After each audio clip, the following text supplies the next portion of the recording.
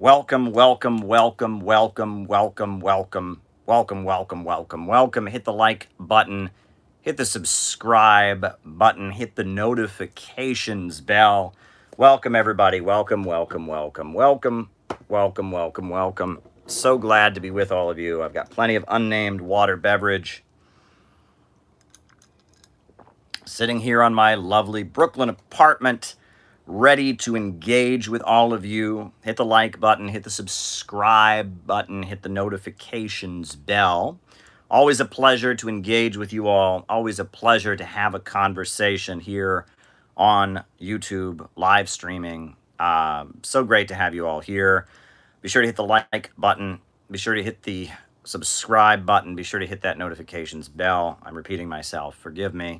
But I'm here. I'm in my lovely Brooklyn apartment. Later this week, I will be traveling. I'm going to be on the West Coast for a few days. I'll be meeting some of you that are big parts of this community. I will be having the honor of meeting with all of you, and that's going to be really, really great. I'm hoping that with the pandemic and the way things are going, eventually we'll be able to have big, huge public conferences. That would be great. That would be awesome. We're not there yet. We've had some small, by invitation only, gatherings around the country. We had one in Saxton, Pennsylvania, where I gave the Saxton lectures. The first 3 Saxton lectures are up online. There's 5 more to go. And we're going to have a small gathering on the West Coast pretty soon. So I hope that you can be there. So that's going to be great. It's going to be a small gathering on the West Coast.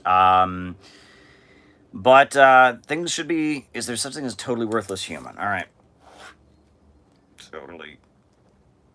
Writing them down. So the way this works here, I'm sure all of you know this by now, but those of you who are new, if you've been around, you know this. If you are not new, if you're not new, you don't know this. The way it works is that the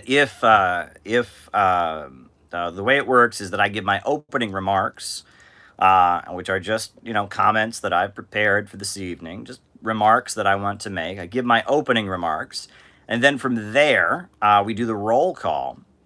I do the roll call, and during the roll call, I call you out as I see you, names and locations, and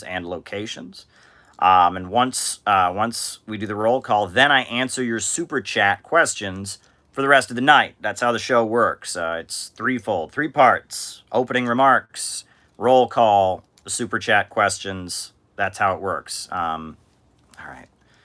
Suffering Olympics. Writing it down, and just keep the super chats rolling in. You give me a super chat, I will give you an answer. It may not be the answer that you want, but you will get an answer if you send me a super chat. That's how it works. So hit the like button, hit the subscribe button, post this wherever videos are posted: Reddit, Facebook, Twitter, Instagram, ProWiki, Bunker Chan, wherever videos are posted, wherever bicycles are broken and menaced by international communism. Hassan Piker House. Wherever bicycles are broken or menaced by international communism, Bicycle Repairman will be there to smash the commies. Dirty Reds! Right? Favorite moment in Monty Python. They have this infamous comedy sketch where the superhero is a bicycle repairman. For those of you who don't, Doctor's Plot. Stalin. Is a bicycle repairman. Great Reset. World Economic Forum. Great Reset. Where the hero is a bicycle repairman. And it's kind of a spoof of Superman. Instead of this hero being this flashy superhero, it's a mild-mannered fellow who just goes around repairing bicycles.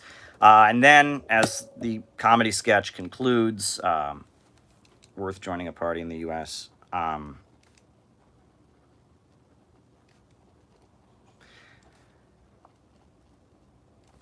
as the comedy sketch concludes, at that point, as Bicycle Repairman is walking off into the sunset, the narrator, who's supposed to be like an imitation of what a crazy McCarthyite American was back in those days. This is British comedy, Monty Python.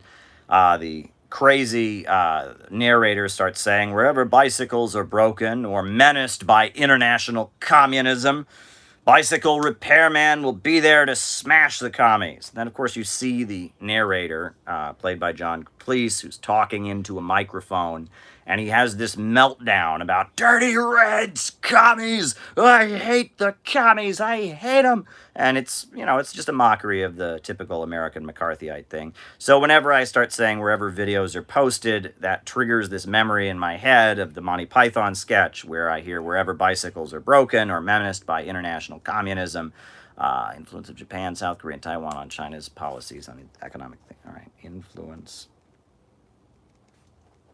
Japan, South Korea, Taiwan on China.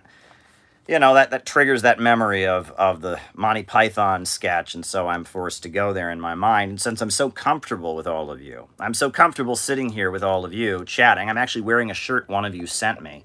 I don't know if he's watching right now, but David Fox sent me his Union t-shirt, proud to be Union. And so I'm actually wearing a shirt sent to me in the mail by one of you. That's so kind. That's how much I love this community. So because of that, I'm so comfortable that I just, instead of just suppressing the automatic thing that went off, he is here. Great to have you, David, beloved member of the community. Instead of just suppressing that, I immediately started thinking about bicycle repairman and felt like I needed to say that. So anyway, I'm going to start my opening remarks tonight. Keep the super chats rolling in. You will get answered in the second half of the show. Don't forget to post the video.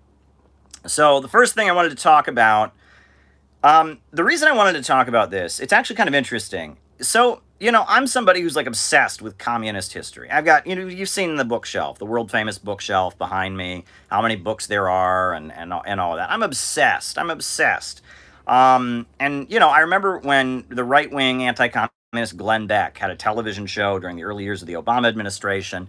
I used to watch, and he would get all this history wrong of the Revolutionary Youth Movement and all of this. And, I would see that, and I would correct it, and that was kind of fun. So whenever there's a news item, like an item in the mainstream news that relates to this little like niche hobby of mine, which is like left-wing history, I always use that as an opportunity to talk about something that I know about. And yesterday, there was an item in the news, in the mainstream news, actually in the news of the state from which I am broadcasting, New York State, that relates to this niche left-wing history.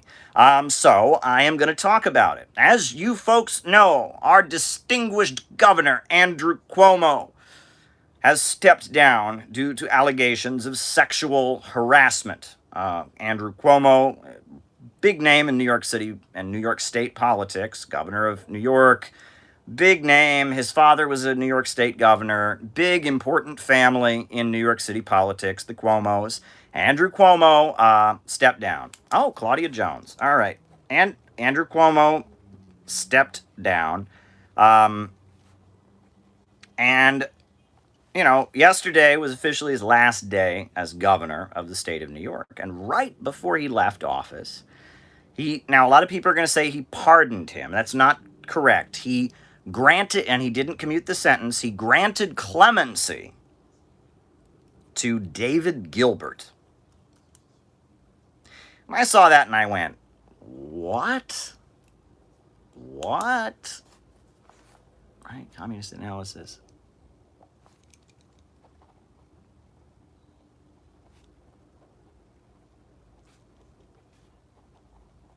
Judaism, Islam.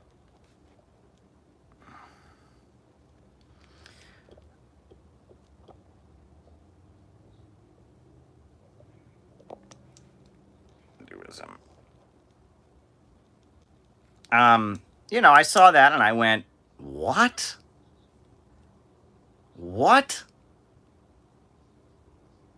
I just saw that and I was just, that was bizarre. So for those of you who don't know, back during the 1960s in the United States, There was a very big activist group. I'll just start at the beginning. Philosophy of materialism. Materialism. Suppressed by establishment. Back in the 1960s, and I'm going to start at the beginning and explain to you the long way who David Gilbert was. Forgive me for doing this, but, not everybody knows all this stuff, and that's okay. I'm here to give you the information you need. We're going to start at the beginning. We're going to go back to the beginning. Okay, in the early 1960s, there was an organization created called Students for a Democratic Society, SDS.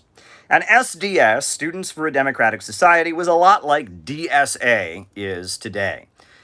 Students for a Democratic Society was basically a mass liberal activist group. Favorite Prenny book. A lot of the people who started it were socialists. Tom Hayden was one of the people who started it. Michael Harrington was involved in starting it. A lot of these people were socialists, but they were anti-communists. They were anti-communist socialists who wanted to start a group on college campuses that would be for peace, it would be for a more peaceful foreign policy and would support the civil rights movement. A lot of young people were getting involved in supporting Dr. Martin Luther King Jr. This is like 1961, 1962. McCarthyism had ended in the United States, and there were a lot of young people who didn't like McCarthyism and felt that we needed to be more inclusive and democratic. So there was kind of an upsurge of young people getting involved in politics. John F. Kennedy had been elected president. So this organization was started called Students for a Democratic Society. And it was started with money from the United Auto Workers Union, the UAW union, which was a labor union. And the United Auto Workers had banned communists from the union. And the UAW was funding the civil rights movement. It was giving money to Dr. Martin Luther King Jr. All right, problem. Postmodernism. Was giving money to Dr. Martin Luther King Jr. They paid for the famous Montgomery bus boycott. That was the United Auto Workers. But the United Auto Workers, in addition to funding like liberal activism, they were also working with the CIA. The CIA set up something called the International Federation of Free Trade Unions, and it was anti-communist labor unions around the world. And the United Auto Workers, they facilitated it, and they helped the CIA do their labor work. So the UAW was a liberal organization. There were a lot of social democrats that worked in it, people in the Socialist Party, Trotskyites who had worked with Max Shachtman, Shachtmanite Trotskyites. Eventually, Max Shachtman himself, this Trotskyite sellout, became like an advisor to George Meany, the head of the AFL-CIO. And the UAW union that was supporting Dr. Martin Luther King Jr., but also working with the CIA, they dished out a couple $1,000,000, which back then was a lot more than it is today. That was, they dished out quite a bit of money to some young people, and they said, here, go set up a campus activist group called Students for a Democratic Society. Todd Gitlin was also involved. I see that in the chat. So they set up this group, Students for a Democratic Society, and it was immediately on all the college campuses, and it was called SDS, and they basically believed they wanted a more participatory democracy. They were against racism. They wanted, peace in U.S. foreign policy. And originally, to join Students for a Democratic Society, you had to sign a piece of paper that said, I'm not a communist, right? They banned communists from joining their organization. But it was a big organization. Millions of members. It was on every campus, a lot like DSA is today. It's almost exactly the same thing. Some people tied to the establishment, like Gloria Steinem and Irving Howe and Michael Harrington, same people even. Mass socialist group, but suddenly, no one's ever heard of them. Boom, they've got money, they got foundation money. Oh, you're young, you're a socialist, join this group. So they're on all the college campuses, Students for a Democratic Society. And they have some money, and in order to join, you must sign something that says, I am not a communist. I reject communism. Well, the 1960s keep going. People are joining the group. The Vietnam War continues. There's more resistance to the Vietnam War. The civil rights movement gets more radical. Students for a Democratic Society kind of sprouted legs and walked away. Right? They lifted the ban on communists, and they allowed communists to join. And communists started growing within the ranks of Students for a Democratic Society. And you have to keep in mind, the Vietnam War, was getting bigger. The protests against the Vietnam War were getting more radical. And in 1969, Students for a Democratic Society was basically run by two different communist groups. The first group was called the Progressive Labor Party, PLP, the Progressive Labor Party. And the Progressive Labor Party, they were Maoist communists, but they did not support the Vietnamese people. They said that the Vietnamese National Liberation Front were revisionists and sellouts, because they wanted to sign a treaty with the United States, because they were negotiating with the United States. They didn't support the Vietnamese people, and they didn't support the Black Panthers. The Progressive Labor Party said the Black Panthers, they are black fascists. All nationalism is inherently reactionary. People who joined military after black fascists, and they opposed the Black Panthers. So that was the first faction, the Progressive Labor Party, and they encouraged all these college kids to get jobs in factories. They called it, Workers' Student Alliance. That was the first faction. The next group was called, it was a very loose confederation of people who supported the Black Panthers and supported the Vietnamese. And that was really it. They were white college kids who supported the Black Panthers and supported the Vietnamese and couldn't really agree on very much else, but they were the other faction. And in 1969, Students for a Democratic Society had its national convention in a big auditorium in Chicago, and these two groups fought it out and beat the crap out of each other with weapons, and they were waving Mao's little red book and beating each other up, and the group fell apart. Students for a Democratic Society collapsed in 1969 in Chicago. Now, the faction controlled by the Progressive Labor Party started calling itself the Workers' Student Alliance. The other faction was known, they called themselves the Revolutionary Youth Movement, RYM, Revolutionary Youth Movement, RIM. But they were known because they wrote a manifesto called "You Don't Need a Weatherman to Know Which Way the Wind Blows," which said basically, that's a line from a Bob Dylan song, "You don't need a weatherman to know which way the wind blows." And they said, the wind is blowing to support black people. The wind is blowing to support the Vietnamese. And, this is the trend in the world. They would say white youth must pick sides now. A lot of them were hippies, counterculture. They supported the Vietnamese. They supported the Black Panthers, and that was what they were known as. Now, immediately, people started referring to the Revolutionary Youth Movement as the Weathermen, right? Because that was their slogan, was this Bob Dylan thing about "you don't need a weatherman."